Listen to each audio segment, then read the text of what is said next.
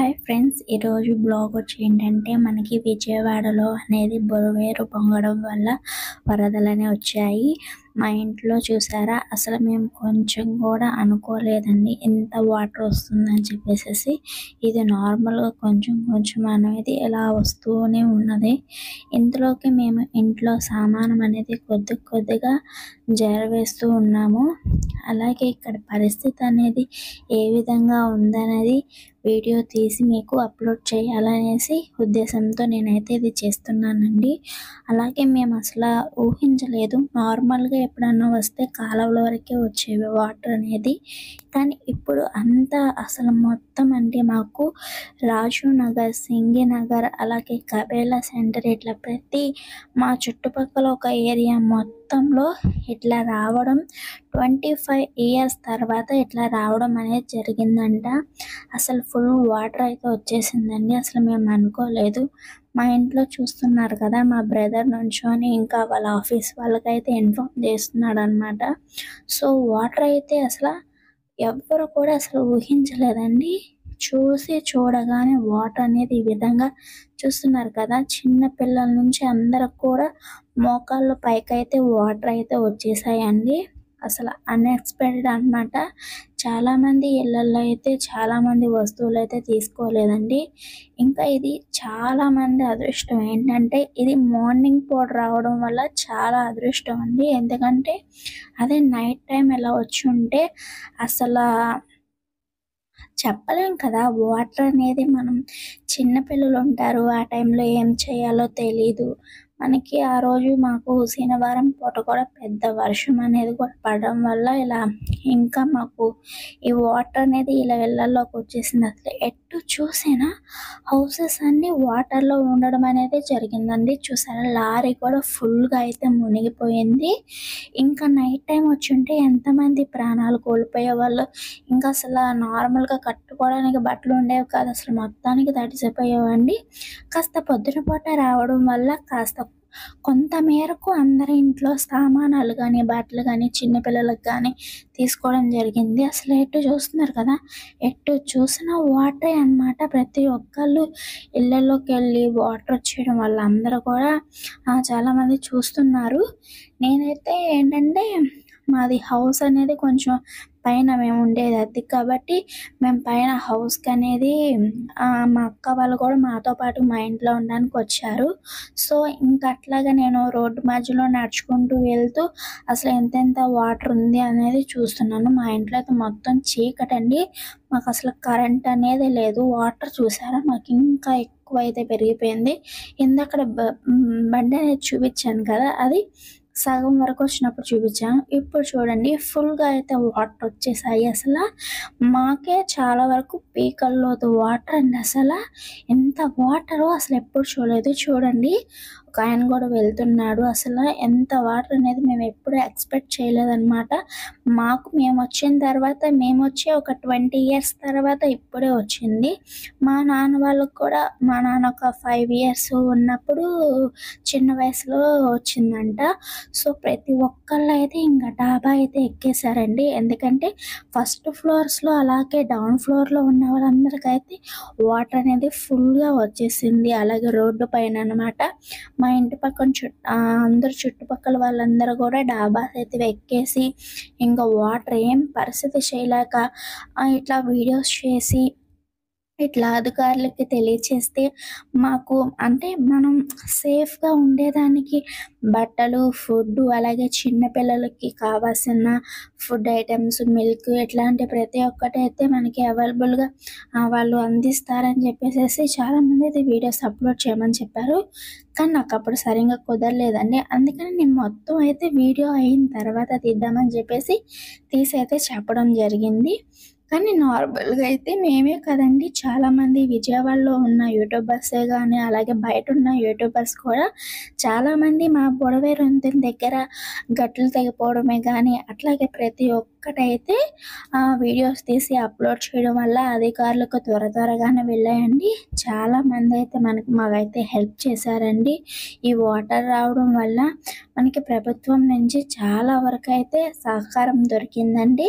ఎందుకంటే ముందు ఏంటంటే అండి, పవర్ అయితే తీసేశారండి. ఎందుకంటే ఇంత వాటర్‌లో పవర్ అనేది ఇవ్వడం వల్ల ఏదన్నా విద్యుత్ మనకి సర్క్యులేషన్ అయ్యి ఒకేసారి ఎంతమంది ప్రాణాలు కోల్పోతామో అసలు మనం ఊహించే వాళ్ళమే కాదండి. కాబట్టి మెయిన్ అయితే అది తీసేశారండి. తర్వాత వచ్చేసి ఇంకా మాకు కావాల్సిన ఏంటంటే ఫుడ్ కానీ, మిల్క్ గానీ, బిస్కెట్స్ గానీ, అలాగే వాటర్ గానీ, అలాగే మెడిసిన్స్ గానీ ప్రతి ఒక్కటైతే అందించారండి. ప్రతి ఒక్కళ్ళు వాళ్ళ ఇళ్ళకు, అలాగే వాళ్ళ చుట్టుపక్కల వాళ్ళ అమ్మ, నాన్న, అక్క, చెల్లి ఉన్న వాళ్ళందరం గూడా చూసేదానికి ఇదే వాటర్‌లో అయితే వాళ్ళు నడుచుకుంటూ వెళ్తున్నారండి. నేను ఓ పక్కన వాళ్ళనైతే తీస్తున్నాను. వాళ్ళేంటంటే ఎందుకు వీడియో తీస్తున్నావు అని చెప్పేపాటికి నాకు కొంచెం నవ్వొచ్చేసింది. కానీ ఏంటంటే చాలా అంటే చాలా బాధ అనిపించిందండి. ఎందుకంటే ఇంత వాటరు ఇంత వచ్చేయడం వల్ల ఎంత ఇబ్బంది మనకే గానీ, అలాగే ప్రభుత్వానికి గానీ ఇప్పుడిప్పుడే కొంచెం ప్రభుత్వం అనేది ప్రతి ఒక్క ఆహ్, మనకి పథకాలన్నీ ఒక్కొక్కటిగా చేసుకుంటూ వస్తుందండి. ఇప్పుడు ఈ టైంలో మనకి ఇదంతా నష్టం తప్ప లాభం అనేది లేదు. ప్రతి ఒక్కళ్ళకి ఆస్తి నష్టం జరిగింది. అలాగే సామాన్లు పోయాయి.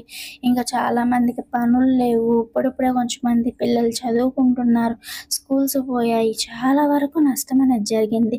ఇంకా చాలామంది ఏం చేస్తారు, ఇంత వాటర్ వచ్చేసింది. బయటకొచ్చి వాటర్ చూడడం, అలాగే ఫుడ్ ఏమైనా ఉంటే ఎలా వస్తుంది ఏంటనేది. కానీ ప్రభుత్వం ఏంటంటే మాకు చాలా అంటే చాలా హెలికాప్టర్ ద్వారా అయితే ఫుడ్ అయితే సప్లై చేయడం జరిగింది. ఒక బిల్డింగ్ పైకి వెళ్ళి ఆ బిల్డింగ్ పైనుంచి ఫుడ్ గానీ, వాటర్ గానీ, అలాగే పిల్లలున్న వాళ్ళకి పాలు గానీ, ఇట్లా ప్రతి ఒక్కటండి మీరు చూడవచ్చు. మొత్తం అన్ని బిల్డింగుల్లో మార్నింగ్ పూట అయితే మొత్తం బిల్డింగుల పైనే ఉన్నారండి. ఇంకా నార్మల్‌గా అంటే ఏంటంటే ఫుడ్ అనేది మనకి హెలికాప్టర్ ద్వారానే చాలా వరకు ప్రభుత్వం అనేది మాకు అందించడం జరిగింది. ఎవ్వరు చూసినా చిన్న పిల్లలు, పెద్దవాళ్ళు అందరూ సరే డాబా పైనే ఉన్నామండి. ఎందుకంటే మరి కిందకి వెళ్ళేదానికి వంట చేసుకోవడానికి వీలు లేదు. కాబట్టి వాటర్ అనేది ఇళ్ళల్లోకొచ్చేసింది. ఎవరు చూసినా అసలా ఊపిరాడని అందరూ ఇంకా పైనే ఉన్నారండి. చూస్తున్నారు కదా! మా కాలనీ వాసులైతే అందరూ కూడా పైనే ఉన్నారు. మా ఇంటి ఎనకాల కూడా వాటరేనండి. మొత్తం అసల ఫుల్ వాటర్ అనమాట. ఇదే పరిస్థితి మేము ఇదివరకు రోజుల్లో అయితే మేము టీవీల్లో చూడడమే తప్ప ఇప్పుడు చెన్నైలో ఇట్లాగా వేరే వేరే కంట్రీస్‌లో గానీ, లేదంటే మన అంటే వైజాగ్‌లో గానీ, ఇట్లా వేరే వేరే చోట రావడం తప్ప చిన్నప్పటి నుంచి ఇలా ఇంత వాటర్ రావడం అనేది ఇదే ఫస్ట్ టైం మేము చూడడం అనమాట. చాలా ఇదిగా అనిపించింది. అదిగోండి డ్రోన్స్ ద్వారా గూడా మాకైతే మందు జల్లడము, అలాగే ఏదన్నా ఫుడ్ లేకపోతే ఫుడ్ అందించడము, ఫ్లైట్స్ ద్వారా ప్రతి ఒక్క 10 నిమిషాలకో, 20 నిమిషాలకో లేదా ఒక హాఫ్ అన్ అవర్‌కో కానీ ప్రతిసారయితే వాటర్ ఎలా ఉంది, ప్రజలకి ఎక్కడెక్కడ ఫుడ్ అందట్లేదని ప్రభుత్వం అయితే చాలా చక్కగా పనిచేస్తుందండి. కొంతమంది ఏమంటున్నారంటే వాళ్ళకి రాకపోతే ఇంక ప్రభుత్వం మమ్మల్ని పట్టించుకోలేదు. మాకు ఎటువంటివి రాలేదు కాబట్టి ప్రభుత్వం సరిగ్గా పనిచేయట్లేదని చెప్పేసేసి చాలామందయితే అనుకున్నారండి. ఇదొచ్చేసి మనకి ఈ విజువల్స్ అన్నీ ఏంటంటే మనకి సోమవారం అండి. ఈ విజువల్స్ వాటర్ అనేది మనకి బుడమేరు వంతెన 3 గంటెలనేది ప్రాజెక్ట్ అయితే మనకి చేశారు కదండీ! నిమ్మలగడ్డ నారాయణ మంత్రి గారు. సో, అదయిపోయిన తర్వాత ఇంకా కొంత వాటర్ అయితే ఇలా మా ఏరియాలో అయితే ఇంకా ఉంది. సో, రోడ్లయితే చాలా వరకు పాడైపోయినాయండి. చాలామంది ఈ చిన్న చిన్న రోడ్లలోకి అసలు ఎటువంటి వెహికల్ అయితే రాదండి. ఆ వాటర్‌లో రావడానికి చాలా కష్టం. అందరూ కూడా ఒక సర్కిల్ 4 రోడ్ల సెంటర్ గానీ, మెయిన్ సెంటర్ గానీ అట్లా ఫుడ్ అనేది ప్రభుత్వంతో పాటు వేరే సంస్థల నుంచి అంటే వేరే హెల్పర్స్ అంటే సాయం చేసేవాళ్ళు, దాతలు కూడా చాలామంది ఆ ప్లేసెస్‌కొచ్చి అక్కడ ఎందుకంటే అందరూ కూడా అక్కడికొచ్చి క్రౌడ్‌గా వచ్చేసి ఉండడం వల్ల వాళ్ళు ఫుడ్ గానీ, వాటర్ గానీ, అలాగే మిల్క్, బిస్కెట్స్ ఇంకా వేరే ఏవైనా ఇవ్వడం అనేది జరిగింది. ఇంక సందుల్లోకి రాకపోయేసరికి వాళ్ళు అందుకోపోవడం వల్ల ఎటువంటి హెల్ప్‌ని వాళ్ళందరూ ఏంటంటే ఇంక మాకు ఎటువంటి హెల్ప్ అందలేదు కాబట్టి ప్రభుత్వం సరిగ్గా పనిచేయలేదు, మమ్మల్ని పట్టించుకోలేదు అని చెప్పి అనడం చాలా తప్పండి.